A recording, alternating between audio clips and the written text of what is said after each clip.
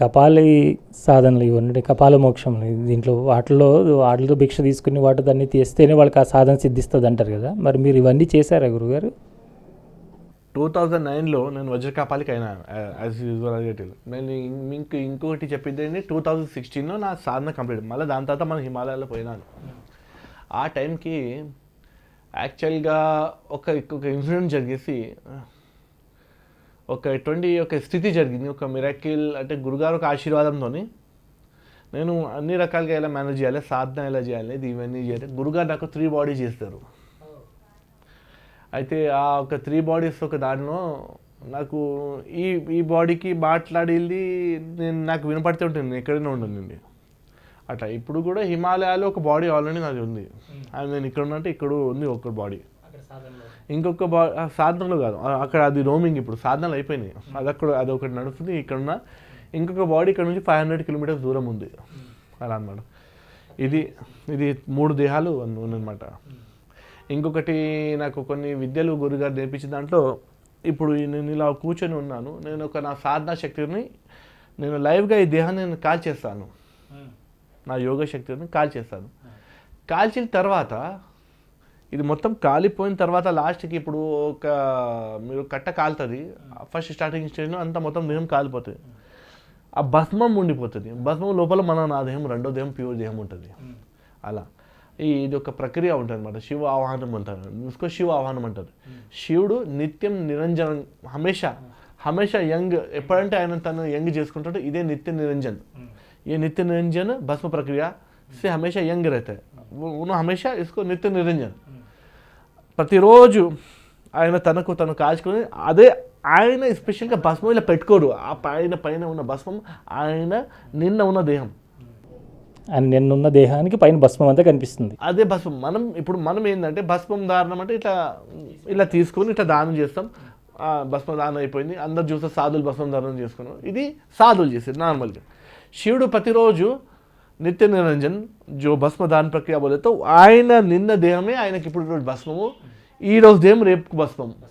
లోపల ఆయన నిత్య హమేషా నిత్య స్వరూప్, హమేషా యంగ్, హమేషా 18 సంవత్సరాల బాలుడు రూపం. ఆయన ఇష్టం వచ్చిన రూపం, 16-18 కాదు, ఆయన అవతారం అది. ఆయనకి ఏది కొలవలేదు, ఆయన దేనికి ఆధీనం లేడు. అందుకోసం ఆయనకి స్వచ్ఛంద భైరవుడు అంటారు. ఈ జగత్లో అన్ని తత్వాలు పశువుతో సమానం, వీటన్నిటికీ ఆయన పతి కాబట్టి ఆయనకి పశుపతి అంటారు.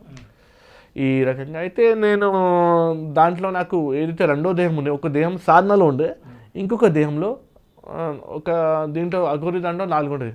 అరణ్య పీఠిక, శంశాన పీఠిక, శవపీఠిక, శ్యామ పీఠిక. ఇంకా రెండో దేహానికి ఆ ట్రైనింగ్ గురుగారే స్వయంగా ఒక అవతారం తీసుకొని ఆ ట్రైనింగ్ హిమాలయాలోనే నాకు జరిగింది అనమాట. కామాఖ్యలో జరిగింది, కొంచెం నాకు కాశీలో కూడా చేసినారు. అవన్నీ కొంచెం అసలు ఎలా ఉంటుందంటే ఇవన్నీ నేను చెప్పినానంటే మీరు బిలీవ్ చేయరు, నాకు తెలుసు. కొంచెం బిలీవ్ చేయరు. ఎందుకు బిలీవ్ చేయరు దానికి ఇంకా రీజన్ ఏంటంటే, అవుతుందా, ఇవన్నీ ఉన్నాయా, సత్యమా? నేను ఇప్పుడు నార్మల్ 4 ఇట్లా ఉల్టా పెడతారు. ఆ యోగలో కేచరి ముద్ర అంటారు, కరెక్ట్. కాకచెంచి ముద్ర అని ఇంకొక ముద్ర ఉంటుంది. ఇవన్నీ ముద్రల పేరు మీరు విన్నారు. నార్మల్గా కేచరి ముద్ర వేసుకుంటే సహస్రారం నుంచి ఒక రసం వస్తుంది, దాన్ని అమృతం అంటారు. యోగిల మునులు దానికి తాగి బతుకుతారు, వేల సంవత్సరాలు బతుకుతారు, మీరు విన్నారు. నేను ఆల్రెడీ ఐఎమ్ జస్ట్ ఎడ్యుకేటెడ్. నేను వేస్ట్ అన్ని, ఎడ్యుకేషన్ కూడా వేస్ట్, అన్ని వేస్ట్, నాకు జ్ఞానం లేదు. కానీ చెప్తున్నాను, ఏదో నేర్చుకుని 2 పేజీలు ఇంకా కొంచెం. అయితే నేను ఇక్కడ మీరు ఒకటి చూడండి, మీరు ఏంటంటే ఇప్పుడు ఒక వ్యసనం తాగుతారు, షరాబ్ పీతారు, మీరు సిగరెట్ తాగుతారు.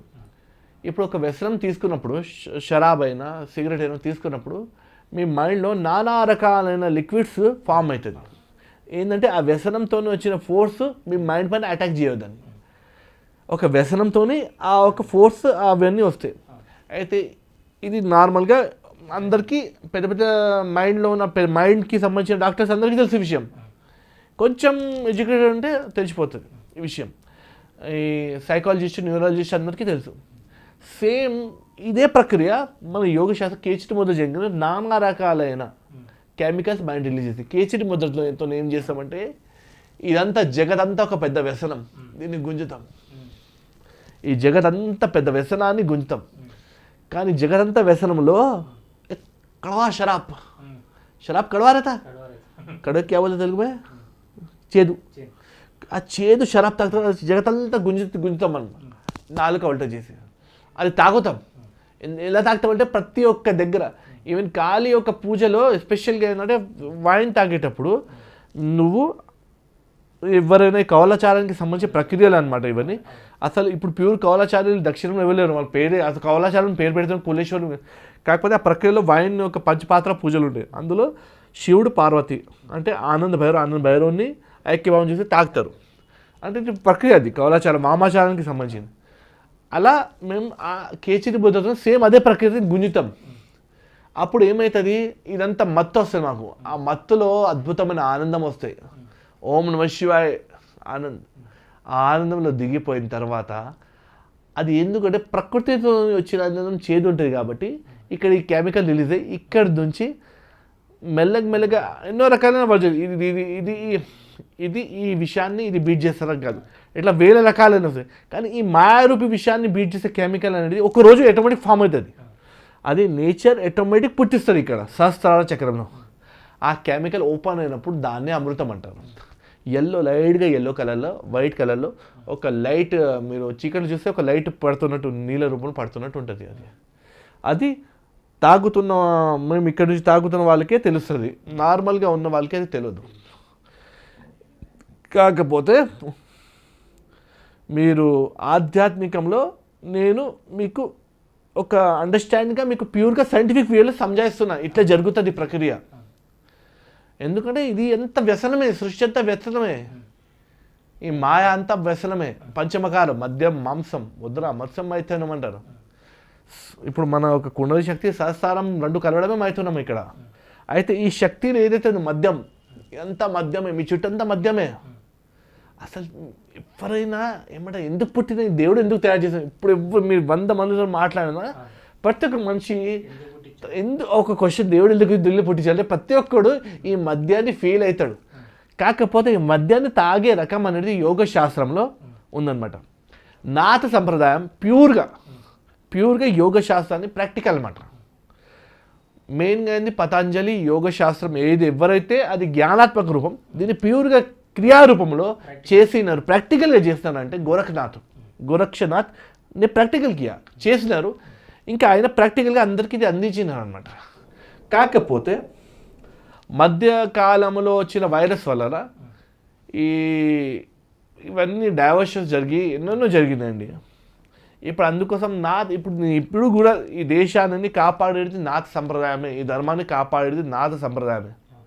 నాథ సంప్రదాయం దక్షిణంలో పెరగాలి, చాలా పెరగాలి. చాలా మంది నాథ సంప్రదాయాన్ని స్టడీ చేయాలి. వీళ్ళు ఎవరు, నవనాథులు అంటే ఎవరు, శాస్త్ర సిద్ధాలు అంటారు, 1000 సిద్ధాలు. ఆదిశేషుడు ఒక్కొక్క పడగ పైన ఒక్కొక్క సిద్ధాలు కూర్చుంటారు. అప్పుడు ఆయన విషయం అనేది రాదు. ఇప్పుడు మీరు ఎప్పుడైనా ఒక ఫోటో చూసి విష్ణుమూర్తి ఫోటో, శివుడు విషం తాగిండు, ఆయన బ్లూ కలర్ అయినాడు, ఓకే, ఆ విషంతో బ్లూ అవుతాడు. చాలామంది అడిగిన గురుగారు విష్ణుమూర్తి బ్లూ కలర్ ఎందుకు అయినారు, ఆయన విషయం తాగలే కదా, విషయానికి ఆయనకి లింకే కదా. కాకపోతే విష్ణుమూర్తి పడుకున్నప్పుడు స్టార్టింగ్లో సృష్టి యొక్క స్టార్టింగ్లో 1000 పడగల ఒక పాము ఆయన పైన ఉంటే ఆయన నోటి నుండి 1000 పడగల నోళ్ళ నుంచి విషయం అని పడుతుండే విష్ణుమూర్తి పైన. ఆయనకు చాలా డిస్టర్బెన్స్ ఉండే ఆ టైంకి. 1000 పడగలు, ఇంకా ప్రతి ఒక్క పడగ నుంచి విషయం వస్తే ఎట్లా ఉంటుంది, అప్పుడు ఆయన మొత్తం బ్లూ కలర్ అయిపోయినారు. దాని తర్వాత పరమశివుని ధ్యానం చేస్తే పరమశివుడు 1000 సిద్ధులు తయారైనాడు. సహస్ర సిద్ధాంతం, ఒక్కొక్క పడగ పైన ఒక్కొక్క సిద్ధుడు కూర్చోగానే ఆ విషయం అనేది కొన్ని అనంతమైన కాలం అన్నమాట, అది ఒక ఆల్రెడీ ఒక అనంతం అయిపోయింది, అనంతమైన కాలాల వరకు కూర్చి ఆ విషయాన్ని జీరో చేస్తున్నారు. అది అయిపోయింది. దాని తర్వాత విష్ణుమూర్తి కన్నులు ఓపెన్ చేసి దాని తర్వాత ఈ సృష్టి నిర్మాణం చేయండి. అంటే ఆల్రెడీ ఒక అనంతం అయింది, ఒక అనంతం నడుస్తుంది, ఒక అనంతం అవ్వబోయేది నెక్స్ట్. అనంతమే పరిపూర్ణం కాదు, ఒక అనంతం అయిపోయింది, ఒక అనంతం నడుస్తుంది, ఇంకొక అనంతం రాబోయేది అనమాట. అలా అయితే ఇలా అనమాట విష్ణుమూర్తి ఒక బ్లూ కలర్ బాడీ మీరు ఫొటోస్ చూస్తారు కదా, దానికి అది అక్కడ అలా ఇలా కూర్చున్నారు. అయితే 1000 మంది సిద్ధాలు మళ్ళీ 84 సిద్ధాలకి లింక్ ఉంటుంది. ఆ 84 సిద్ధ అంటారు. వీళ్ళు 84 సిద్ధి నవనాథులు. వీళ్ళ ఈ నవనాథు ఈ వ్యవస్థ ఇప్పుడు సరే ఇవన్నీ పబ్లిక్ వరకు ఎందుకు అందలేదు అని కూడా ఆలోచిస్తే అవన్నీ చూస్తే కూడా అక్కడ తెలిసిందంటే పబ్లిక్కి నార్మల్గా రిలీజనే తెలియదు. బ్రహ్మ విష్ణు మహేశ్వరుడు చేసిన బ్రహ్మ ఎవరు, బ్రహ్మ భార్య ఎవరే తెలియదు, విష్ణుమూర్తి ఎవరు, విష్ణుమూర్తి భార్య తెలియదు ఈ స్థితిలో వచ్చేసింది ఈరోజు. ఎందుకంటే మన పైన దాడులు జరిగినాయి, మన పైన మొఘల్ దాడులు జరిగినాయి, ఇక బ్రిటిష్ వాళ్ళు దాడులు జరిగినాయి, దొంగలు మస్తు వచ్చింది. ఎందుకంటే బంగారం ఫుల్ ఉంటే జ్ఞాన ఫుల్ అన్ని ఫుల్ ఉన్న తర్వాత దొంగలకి ఏం కావాలి? ఇప్పుడు చీమకు కూడా చక్కెర ఎక్కడ చెప్పే అవసరం లేదు, దొంగలకి వాళ్ళు వచ్చేస్తున్నారు, దాడులు చేస్తున్నారు, జరిగినాయి. అయితే ఈ మూమెంట్లో మనం ఇక్కడ ఉన్న కల్చర్ చాలా డిస్టర్బ్ జరిగింది. ఇంకొక విషయం మీకు చెప్తున్నాను, మీకు చాలా అద్భుతమైన విషయం. కన్యాకుమారి కింద కూడా ఒక పెద్ద దేశం, భారతదేశం అంత పెద్ద దేశం, ఆ సముద్రంలో ఇప్పుడు విలయం అయిపోయింది. భారతదేశం కన్నా 4 రెట్లు పెద్ద దేశం, ఆ సముద్రం వెళ్ళిపోయింది. ఒక అనంతం అయిపోయింది, అందుకు చదువుతున్నా ఇంకా రెండో అనంతం నడుస్తుంది. అయితే అక్కడ కూడా ఎన్నో రకాలైన జరిగినాయి, ఎన్నో జరిగినాయి. సంస్కృతి పోయింది వచ్చింది. ఇది ఇప్పుడు జరిగే చక్రమే, ఇది కొత్త చక్రం కాదు. మనం అనుకుంటాం అరే ధర్మం ఎప్పుడు గాలే, ఈ కలియుగం ఏంది ఇట్లా వచ్చింది భయంగా. ఎప్పుడు కలియుగం వస్తుంది ఎప్పుడు జరుగుతూ ఉంటుంది. ఇది ఒక సైకిల్ అనమాట. మళ్ళీ ధర్మాన్ని అర్థం చేసుకుంటారు, దాన్ని పాటిస్తారు, మళ్ళీ అందరు ధర్మవంతులు అవుతారు, మళ్ళీ పాపం మెల్లగా పెరుగుతుంది. ఇది ఖచ్చితంగా ఇవన్నీ జరుగుతుంది. ఉప్పు ఫుల్గా తిన్న తర్వాత కొంచెం నీళ్ళు తాగాలి, స్వీట్ అనిపిస్తుంది. స్వీట్ ఎక్కువ తీసుకుంటే ఉప్పు కొంచెం తీసుకోవాలనిపిస్తుంది. ఆ చక్రం అది. ఈ మాయలో మాయ అంతా చక్రాధీనం, సృష్టిలో మాయ అంతా చక్రాధీనం. ఈ అన్ని చక్రాలన్నీ అర్థం చేసుకోవాలంటే ఈ అన్ని చక్రాలకి ఒకటే చక్రం నడిపిస్తుంది, సుదర్శనం అని. ఆ చక్రం పేరే దర్శనం చేసుకోవాలి, సుదర్శన చక్రం. ఆ విష్ణుమూర్తి ఒక చేతిలో ఆయనకు నమస్కారం చేయాలి, అంతా నడిపిస్తుంది చక్రాన్ని.